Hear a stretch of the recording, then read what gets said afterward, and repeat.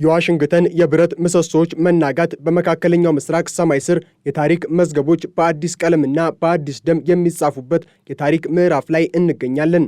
ሰማዩ በጭስ ተጋርዶ የምድር መንቀጥቀጥ በሚመስል የሚሳኤል ድምፅ ምድሪቱ ስትናወጥ በዓለም ሀያላን መንደሮች ውስጥ ያልታሰበና ያልተገመተ አዲስ ኃይል ብቅ ብሏል። ይህ ኃይል ከኒውክሌር ማብላያ ጣቢያዎች የወጣ ሳይሆን ከኢራን እናቶችና እህቶች ልብ የፈለቀ በጌጣጌጥ ሳጥኖቻቸው ውስጥ ተቀብሮ የቆየና አሁን ለሀገር ክብር ሲባል ወደ ወርቃማ ጦርነት የተቀየረ ድንቅ የጽናት ተምሳሌት ነው። በሜዲትራኒያን ባህርና በቀይ ባህር ሞገዶች ላይ አሜሪካ የዓለምን የባህር የበላይነት ለመቆጣጠር በቢሊዮኖች የሚቆጠር ዶላር አፍስሳ የገነባችውና የማይሸነፈው ግዙፍ ምሰሶ ተብሎ የሚጠራው ዩኤስኤስ ጄራልድ ፎርድ የጦር መርከብ ዛሬ የውርደት ካባን ተከናንቧል። ይህ 13 ቢሊዮን ዶላር የወጣበት የቴክኖሎጂ ቁንጮ በገዛ ራሱ የእሳት ቃጠሎና በማይፈታ የቴክኒክ ብልሽት ዝሎ ልክ እንደ ቆሰለ አውሬ ወደ ግሪክ የባህር ዳርቻ ሲያፈገፍግ በዋሽንግተን የብረት ምሰሶች ውስጥ ትልቅ ስንጥቅ መፈጠሩን ለዓለም አብስሯል። የአሜሪካ የጦር መርከበኞች በጢስ ታፍነው መውጫ ሲፈልጉ፣ በኢራን ግን ሌላ አይነት የጦር መሳሪያ እየተመረተ ነበር። ይህ መሳሪያ ከብረትና ከእርሳስ የተሰራ ሳይሆን ከእምነት ከሀገር ፍቅርና ከሴቶች ወርቃማ ጌጣጌጦች የተገነባ የማይበገር የጽናት ግንብ ነው። ዛሬ በኢራን መስጊዶች፣ አደባባዮችና የባህል ማዕከላት ውስጥ የሚታየው ትዕይንት አሜሪካ በቢሊዮን የሚቆጠር ዶላር አፍስሳ የገነባቸው የጦር መርከቦች ሊያሸንፉት የማይችሉት ታላቅ የህዝብ ሞገድ ነው። ሴቶቹ ለዘመናት ያጠራቀሙትን ለሰርጋቸው ተሸልመውት የነበረውን ለልጆቻቸው ጥሪት ያስቀመጡትንና ከሚወዱት ሰው የተሰጣቸውን የማይተካ ትውስታ ያዘሉ ወርቆችን በደስታ ለሀገር መከላከያ ሲያበረክቱ ትዕይንቱ ከተራ ልገሳ በላይ ነው። ይህ የሐዝራት ሀጂዳ ዘመቻ የሚባለው ስያሜ ተራ ስም አይደለም። ሀጂድ በታሪክ የምትታወቀው የመጀመሪያዋ የእስልምና እምነት ተከታይና የነቢዩ መሐመድ ባለቤት ብቻ ሳትሆን እጅግ ባለጸጋ የነበረችና ንብረቷን በሙሉ ለአዲሱ እምነት መስፋፋትና ለተገፉት ወገኖች መርጃ የሰጠች ታላቅ ሴት ናት። ዛሬ የኢራን ሴቶች ጌጣጌጦቻቸውን ሲያበረክቱ ራሳቸውን እንደ ዘመኑ ሀጂዳዎች እየቆጠሩ የታሪክን መንኮራኩር ወደ ኋላ እየመለሱ ነው። ይህ ዘመቻ ዓላማው ግልጽ ነው። አሜሪካ በመካከለኛው ምስራቅ የከፈተችውን መጠነ ሰፊ ጦርነትና የኢኮኖሚ ማዕቀብ በህዝባዊ የገንዘብና የሀብት ድጋፍ መመከት። አሜሪካ በፎርድ መርከቧ አማካኝነት 7000 ኢላማዎችን ለመምታት ስትዝት፣ የኢራን ሴቶች ደግሞ በሺዎች የሚቆጠሩ የወርቅ ጌጣጌጦቻቸውን ለሀገር መከላከያና ለተጎዱ ወገኖች ድጋፍ በመስጠት ምላሽ እየሰጡ ይገኛሉ። እያንዳንዱ ወርቅ፣ እያንዳንዱ ቀለበትና እያንዳንዱ አምባር ወደ ሚሳኤልና ወደ ጥይት ተቀይሮ የጠላትን ልብ የሚመታ ኃይል ሆኗል። ይህ የገንዘብ ጂሃድ የምዕራባውያንን የጦር ስትራቴጂስቶች ግራ ያጋባ ትልቅ ክስተት ነው። እስካሁን ባለው መረጃ መሰረት በዚህ ዘመቻ የተሰበሰበው ሀብት እጅግ አስገራሚ ነው። እንደ ቴህራን፣ መሻድ፣ ቁም እና ኢስፋሃን ባሉ ታላላቅ ከተሞች ብቻ በመቶዎች የሚቆጠሩ ኪሎግራም ወርቅ ተሰብስቧል። ይህም በቢሊዮን የሚቆጠር ዶላር ግምት ያለው ሲሆን የኢራንን የጦርነት ወጪ ለመደገፍና የጦርነቱ ምክንያት ለተፈናቀሉ ዜጎች መልሶ ማቋቋሚያ እየዋለ ይገኛል። እያንዳንዱ ደረሰኝ የአንድን ዜጋ መስዋዕትነት የሚመዘግብ የታሪክ ምስክር ነው። አንዳንድ ሴቶች የጋብቻ ቀለበታቸውን ከጣታቸው ላይ ሲያውልቁ፣ ሌሎች ደግሞ ለዓመታት የደከሙበትን የወርቅ ሐብል ያለምንም ማቅማማት ሲሰጡ ይታያሉ። ይህ አሃዝ በየቀኑ እየጨመረ ሲሆን ኢራን በአሜሪካ ላይ ያላትን የኢኮኖሚ ጥንካሬና የሕዝብ አንድነት ለዓለም በተግባር አሳይታበታለች። ይህ ድንቅ ጽናትና ጀግንነት ደግሞ በጌጣጌጥ ልገሳ ብቻ አልተገደበም። የኢራን ሴት እግር ኳስ ቡድን በአውስትራሊያ የነበረው ቆይታና ወደ ሀገር ቤት መመለሳቸው ሌላው የድል ምዕራፍ ነው። ምዕራባውያን ሚዲያዎችና ፖለቲከኞች የኢራን ሴቶች ይቻላቸው ሀገራቸውን ጥለው ይሸሻሉ የሚል ትርክት ለዓመታት ሲጋቱ ቢቆዩም እውነታው ግን ተቃራኒ ሆኖ ተገኝቷል። በአውስትራሊያ በነበራቸው ቆይታ የስደት ጥገኝነት ጥያቄ አቅርበው የነበሩት ተጫዋቾች ሳይቀሩ የሀገራቸውን የክፉ ቀን ጥሪ ሰምተው ከሰው ሀገር ምቾትና ደህንነት ይልቅ የሀገራቸውን ስቃይና ፍልሚያ መርጠው ወደ ቴህራን ተመልሰዋል። እነዚህ የሀገር ልጆች በኢስታንቡል በኩል አድርገው በቱርክ ድንበር ሲገቡ የተደረገላቸው አቀባበል በዓለም ዙሪያ ያሉ የኢራን ጠላቶችን ያስደነገጠ ነበር።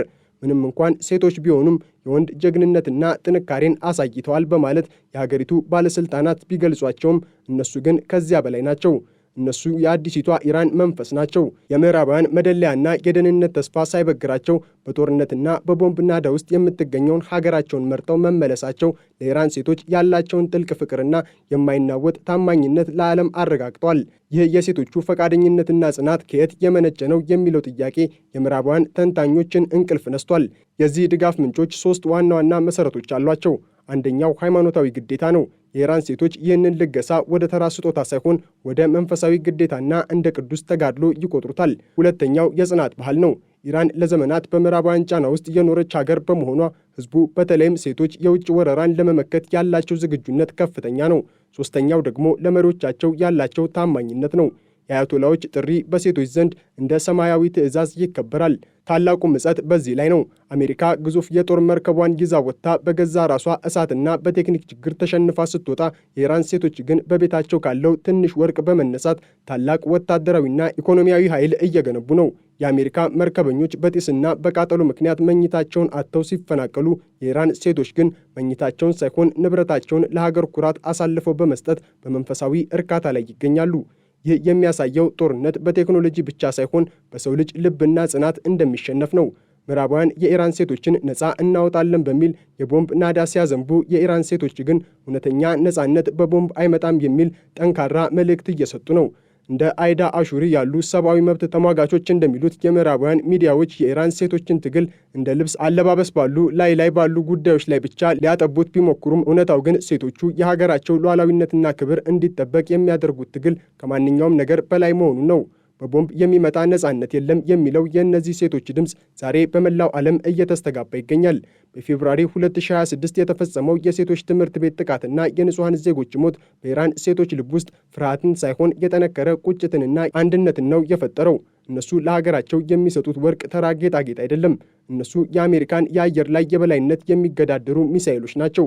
እነሱ ዋሽንግተን በመካከለኛው ምስራቅ የገነባቸውን የፍርሃት ግድግዳ የሚያፈርሱ መዶሻዎች ናቸው። ፎርድ ወደ ግሪክ ለጥገና ፍለጋ ሲሄድ፣ የኢራን ሴቶች ግን በወርቃማ ጦራቸው አማካኝነት ሀገራቸውን ከጥፋት እየጠበቁ የአሜሪካን የኃይል ዘመን ማብቂያ በአደባባይ እያበሰሩ ነው።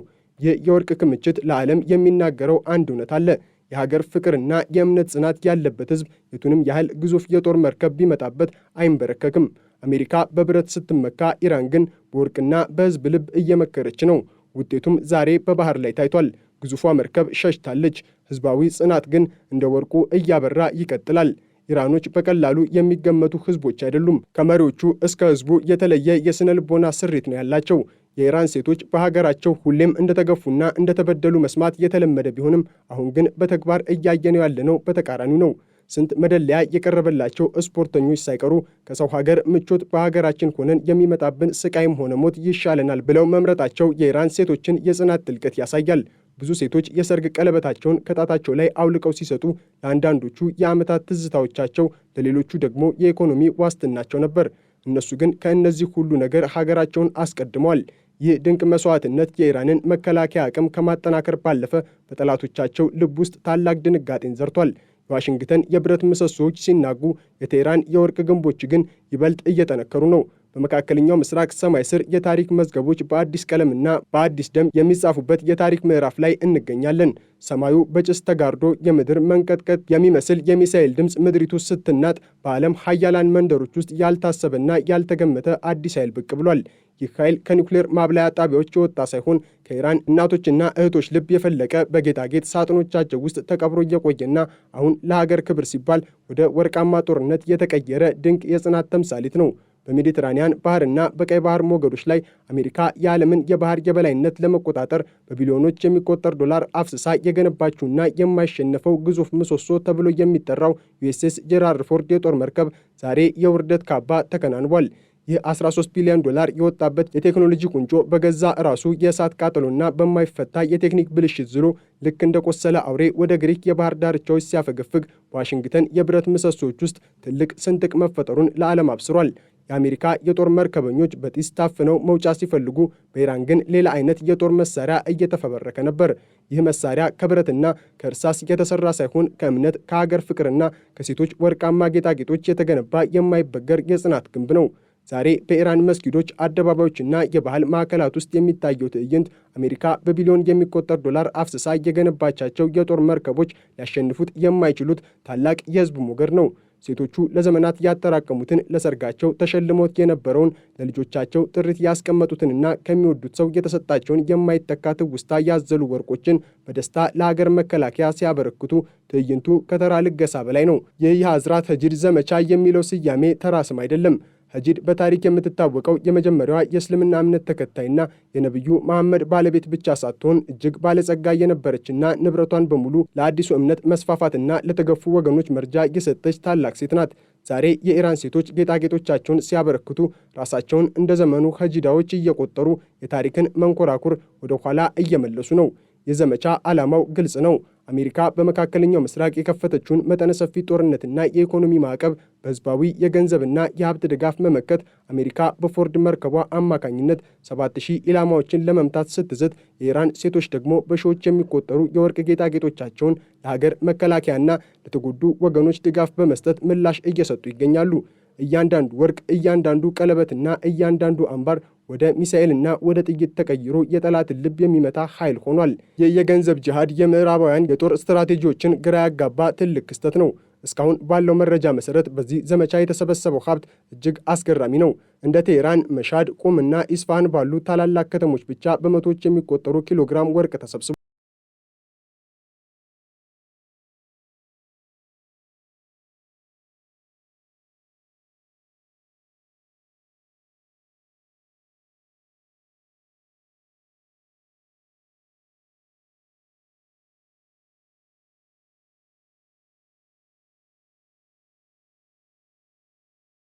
እየጨመረ ሲሆን ላይ ያለ አንድነት ያው